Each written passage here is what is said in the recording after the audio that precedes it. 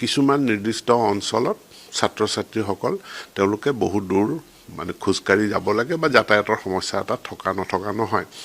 এতেকে পৰীক্ষামূলকভাৱে আমি এটা আঁচনি গ্ৰহণ কৰিছিলোঁ যে আমি যাতায়াতী সুবিধা প্ৰদান কৰিব পাৰোঁ নেকি। আৰু এই পৰীক্ষামূলক যিটো আমাৰ প্ৰগ্ৰেম তাত আমি যথেষ্ট সফলতা ভাল ৰেছপন্স লাভ কৰিলোঁ। আজিৰ পৰা পুনৰ 10,000 ছাত্ৰ ছাত্ৰীৰ কাৰণে তেওঁলোকৰ যাতায়াতৰ সুবিধা বিশেষ গাড়ীৰে সেইটো আজিৰ পৰা আৰম্ভ হ'ব।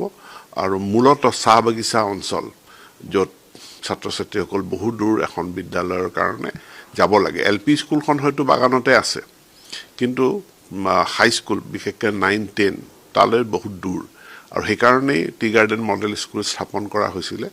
গতিকে এই যাতায়াত সুচল কৰাৰ এই আঁচনিখন লোৱা হৈছে।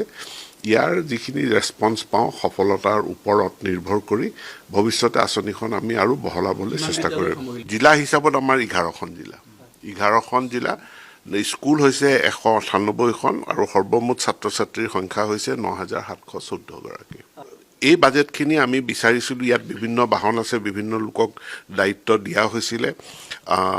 যিটো আমাৰ টাৰ্গেট আছিলে স্কিম 11খন ডিষ্ট্ৰিক্টত এইটো আমি কৰিছোঁ।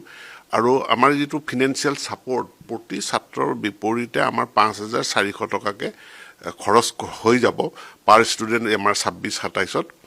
আৰু এজন ষ্টুডেণ্টৰ মাহত 600 টকা তেওঁলোকৰ কাৰণে খৰচ হ'ব। আৰু এইখিনি আমাৰ সমগ্ৰ শিক্ষা অসমৰ মিছনৰ বাজেটৰ পৰা এই ধনৰাশি ব্যয় কৰা হ'ব।